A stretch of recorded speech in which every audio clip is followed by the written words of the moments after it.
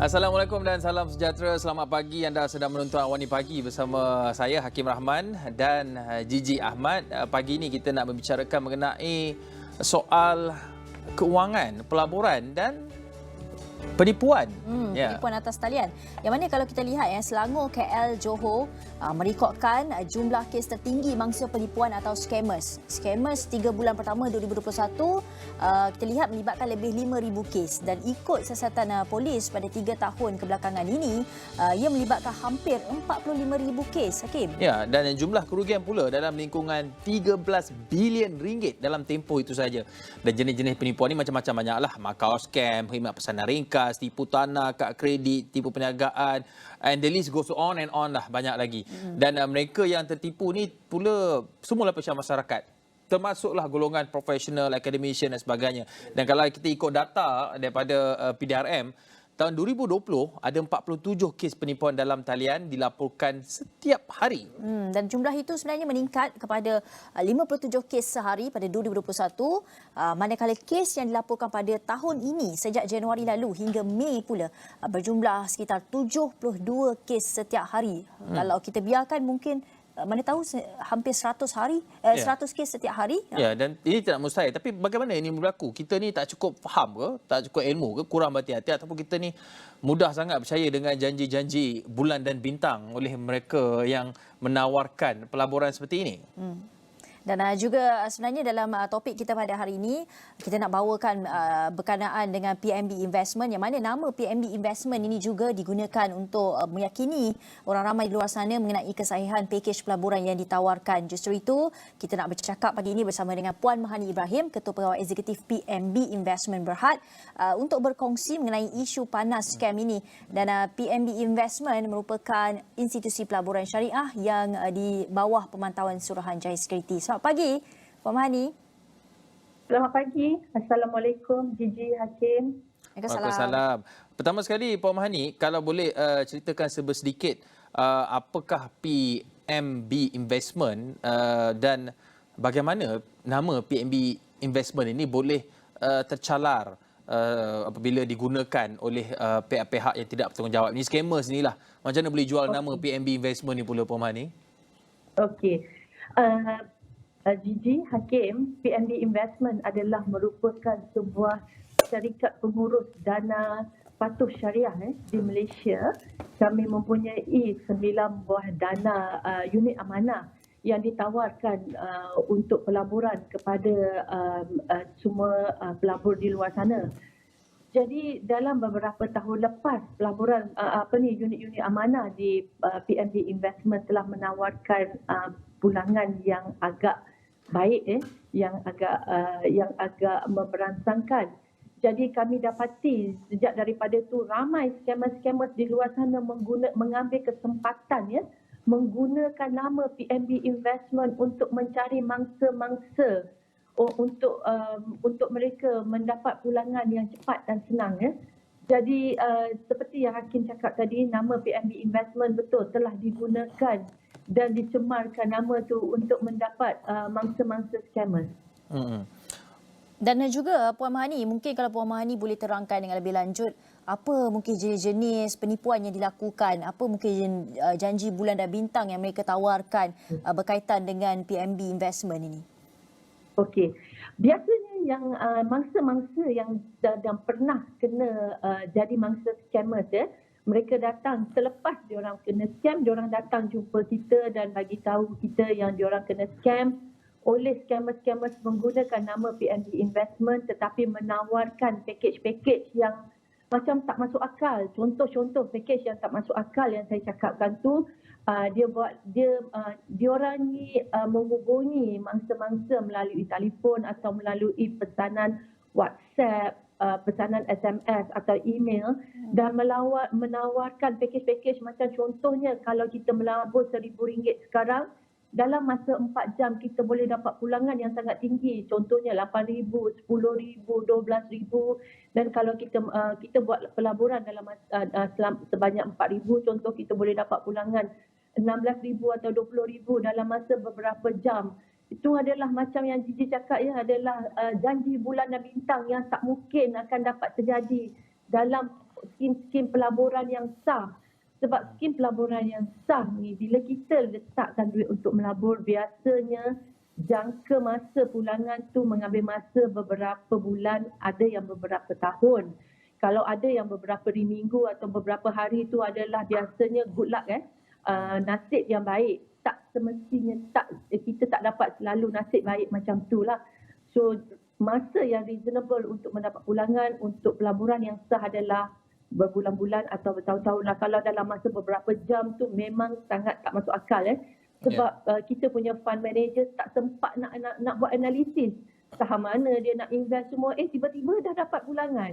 So memang takkan masuk akal lah benda tu. Memang orang kata apa, menjanjikan pulangan yang terlalu bagus untuk dipercayai ataupun too good to be true sebenarnya. Puan Mahani, kalau too good to be true tu memang dia tak true lah biasanya. Biasanya memang begitu. Ya, tapi Puan Mahani, bagaimana teknik penipuan ini berlaku? Apa modus operandi yang sering digunakan kalau ikut pengalaman daripada pihak PNB Investment? Okey. Daripada mangsa-mangsa yang telah terkena scam biasanya diorang bagi tahu kita macam itulah, diorang dapat offer untuk buat pelaburan. Contohnya buat pelaburan RM2,000 sekarang, dalam masa 4 jam diorang akan dapat untung contoh RM12,000. So diorang pun buat transfer duit tu ke dalam akaun. Biasanya akaun yang ditransferkan tu adalah personal account, bukan akaun company personal account atau akaun-akaun yang diorang gunakan nama-nama yang boleh mengelirukan tapi bukan nama company yang betul. So bila kita transfer duit tu dalam masa 4 jam betul, scammer tu akan contact kita balik. Dia akan cakap contoh, Puan Mahani, you punya pelaburan RM2,000 tadi dah jadi RM12,000. You nak ambil ke duit you nak dapatkan pulangan you? Memanglah kita zaman sekarang ni ramai orang yang terdesak, perlukan duit semua Dan kita pun cakap, ya saya nak keluarkan duit. And then diorang akan tunjuk seolah-olah dia cuba transferkan duit tu ke dalam akaun kita tapi tak berjaya. Lepas tu dia pujuk kita, dia kata kalau you nak transfer ke dalam akaun you ni berjaya, you kena masukkan lagi sebanyak RM3,000 atau RM2,000. Kita bila dah nampak pulangan RM12,000 campur dengan modal asal yang kita bagi tu dah jadi berpuluh-ribu kita teruja, kita takut duit tu hilang. Duit RM20,000 tiba-tiba kita tak dapat. Kita pun tanpa kita sedar, kita tambah lagi. Sedar-sedar profit yang dijanjikan tu langsung kita tak dapat, malahan duit kita pula berpuluh-ribu, berkali-kali kita masukkan ke dalam akaun dia. Bila kita sedar, kita cuba tanya dia terus putuskan hubungan dia dengan kita dah tak dapat kontak dia. Masa itulah baru kita sedar sebenarnya kita bukan berurusan dengan PNB Investment dan kita berurusan dengan scammer. Dan ramai mangsa start cari dekat mana PNB Investment, datang ke sini untuk tanya kita apa nak buat laporan dan macam mana. So biasanya modus operandi dia macam itulah. Scammer sendiri dia sangat licik.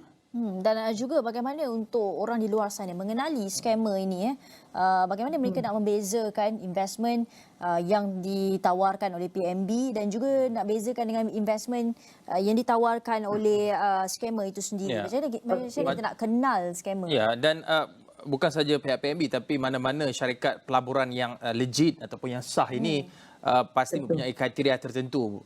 Dan macam mana orang kat luar nak tahu mana-mana syarikat investment lah pelaburan, termasuklah PNB sekali, nak membeza bandingkan. Mana kita tengok je macam, ni dia tak ada ni, ni scam. Ni dah ada ni, mungkin dia betul. Macam mana Puan Mahani? Betul Hakim, Cici, betul. Syarikat kami PNB Investment dan juga syarikat-syarikat yang sama dengan PNB Investment yang menawarkan pelaburan yang legitimate, biasanya kita ada dana-dana tertentu. Macam saya cakap tadi, PNB Investment ada 19 dana yang boleh dipilih. Dan dana-dana ni biasanya mempunyai track record.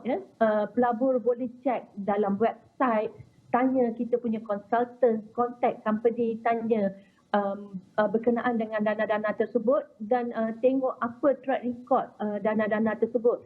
Berlainan dengan scammers, biasanya diorang menawarkan package. Macam saya cakap tadi, melabur RM4,000 dapat pulangan yang tetap sebanyak RM10,000 atau RM8,000.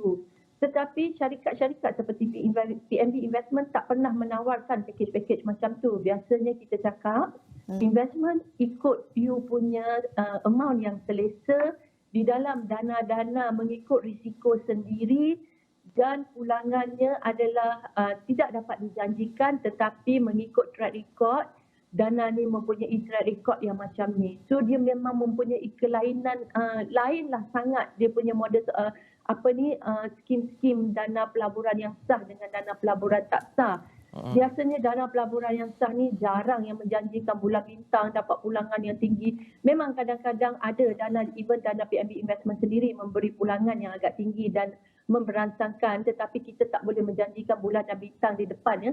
Sebab setiap pelaburan ni dia ada risiko dia sendiri. Kita kena faham apa risiko-risiko dan adakah risiko itu sesuai dengan diri kita sendiri. Setiap orang tak sama. Jadi bukan semua orang boleh masuk 1,000 terus dapat 14,000 atau terus dapat 12,000 seperti yang diberikan oleh scammers tu. Jadi kita kena faham perbezaan-perbezaan dia. Ya, pastinya mereka yang nak melabur ni mempunyai risk appetite yang tersendiri. Cuma kalau kita lihat pelaburan yang selamat seperti ASB contohnya, pulangan ataupun dividennya pun setahun 6%, 7%. Tapi kalau lebih daripada itu, kadang-kala mungkin sesuatu yang perlu kita persoalkan lah, terutama apabila ditawarkan seperti itu. Tapi Puan, macam mana sebenarnya, apa kita nak buat ni? Apa yang boleh kita lakukan kalau kita dah jadi mangsa penipuan scammer? Yang pertama, kita gelabah. Kita kalut dulu. Tapi sebenarnya apa yang perlu kita lakukan? Ini yang kita nak tanyakan Puan Mahani selepas kita kembali daripada rehat ini. Kita kembali selepas ini.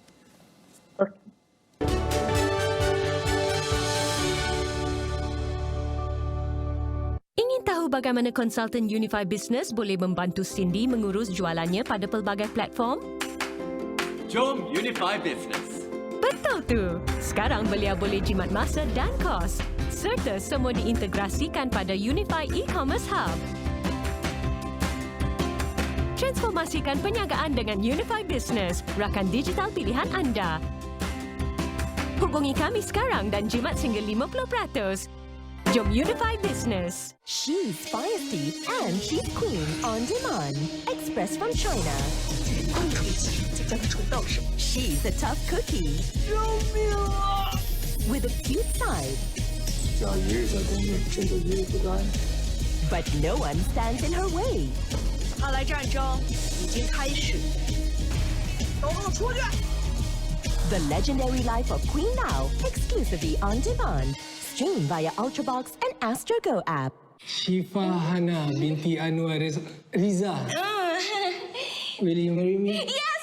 Semua perempuan berhak dapat perkahwinan yang dia nak. Yang sempurna di mata dia. Sayang, I really hope dewan kita semua okey. Dah mana? Anak nak tunggu anak. Kita ada masalah sikit, bro. Kau juga terpanik kan? I have everything under control, okay?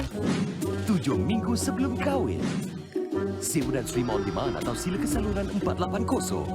Sebahagian golongan peniaga di Terengganu khuatir terpaksa gulung tikar kerana tidak mampu menampung kos operasi berikutan kenaikan harga barang. Barang modal mahal, jadi keuntungan kita makin kecil. Kenaikan harga barangan memberi tekanan terhadap pelbagai lapisan masyarakat termasuk golongan B40 dan M40. Rakyat B40 yang mendapat RM500 ini, setahun mereka boleh dapat BKMB RM2,600.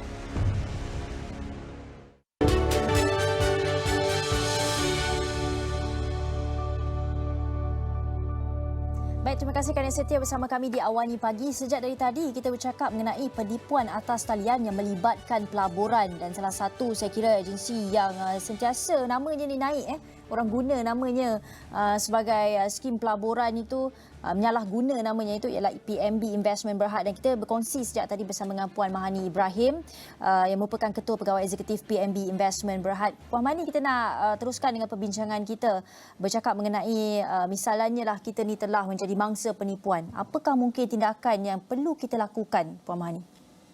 Okey. Jawapan saya untuk soalan tu adalah sangat ringkas. Bila kita sedar kita telah jadi mangsa penipuan, kita mesti cepat-cepat pergi buat laporan polis. Laporan polis ni, sebab bila kita buat laporan polis, bila pihak polis sentiasa bekerjasama dengan syarikat-syarikat seperti kami untuk cuba membenteras scammers-scammers dan cuba mencari jalan untuk menyelesaikan masalah ni. Kadang-kadang mangsa scammers dia kena faham jangka masa polis ambil untuk menyelesaikan satu-satu masalah tu lama. Jadi jangan berputus asa. Dan yang lebih penting, bila kita telah menjadi mangsa, seperti syarikat kami juga dan seperti Astro Awani, kita harus memberi kesedaran kepada orang lain dekat luar sana supaya tidak terus menjadi mangsa kepada scammers-scammers ni. Walaupun kita rasa duit kita yang dah rugi tu kita tak dapat balik, tetapi adalah menjadi satu tanggungjawab kita di dalam masyarakat untuk memberi information kepada masyarakat supaya boleh mengurangkan atau menyusahkan scammer-scammer ni untuk terus membuat skim-skim penipuan diorang.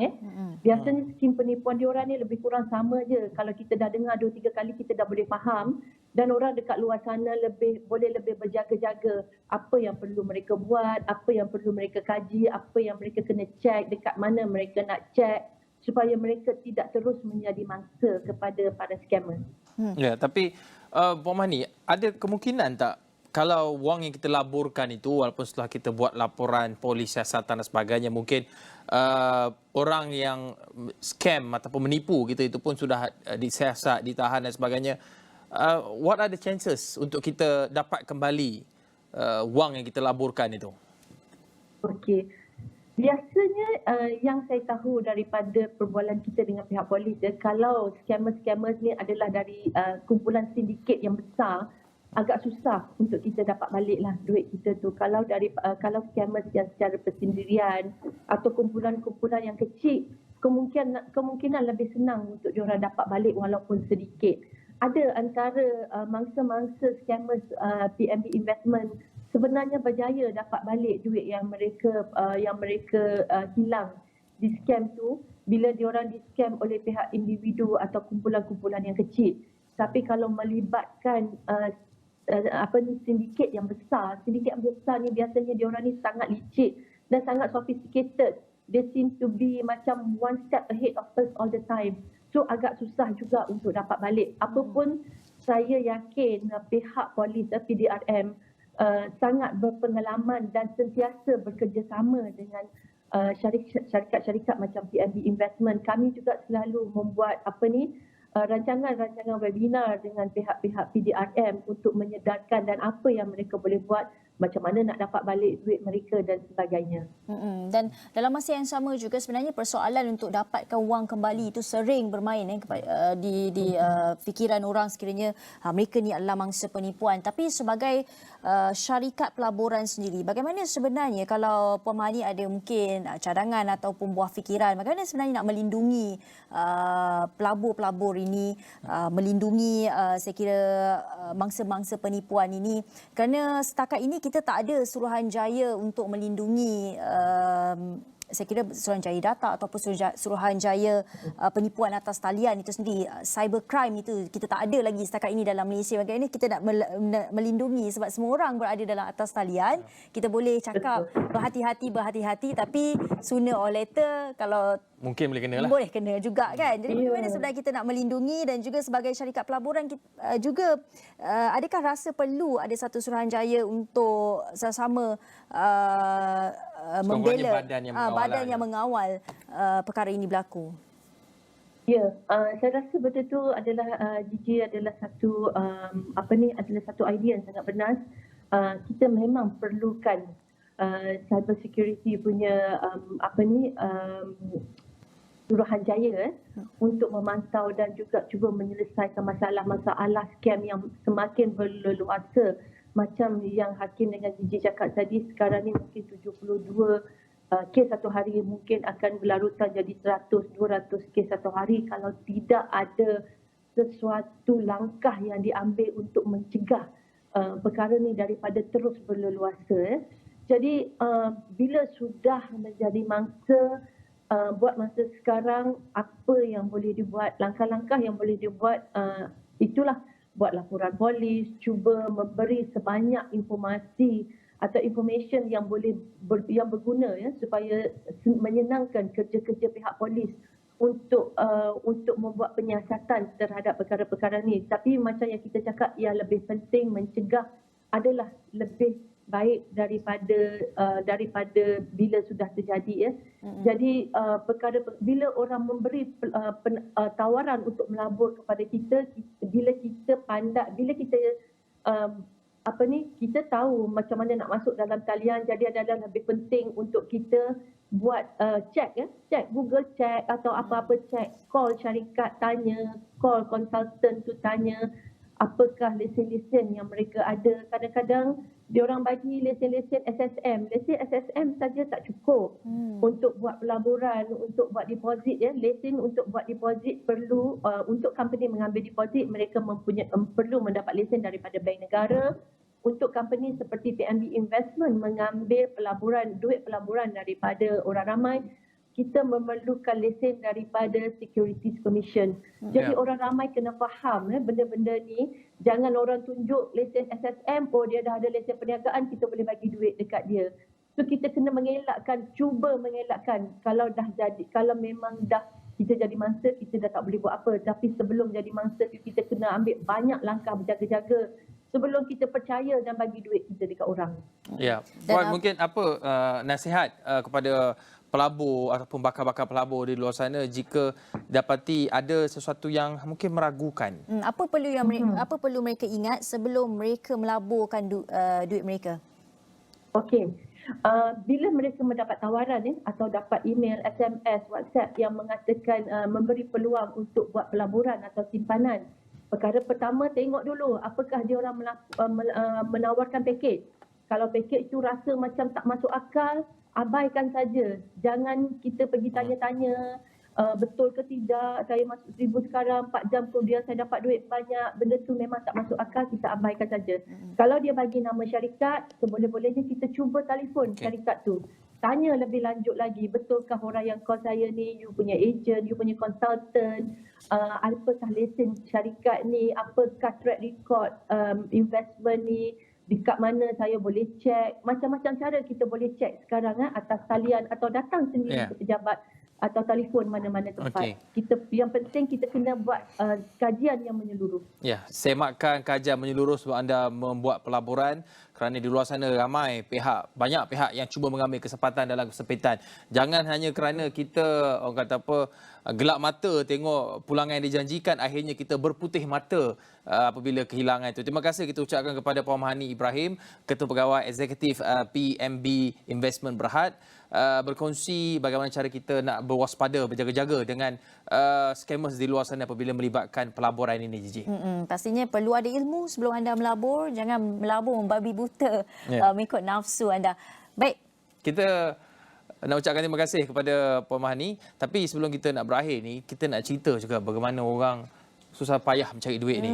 Ini kisahnya di, kalau tak salah saya, ini di Pulau Pinang.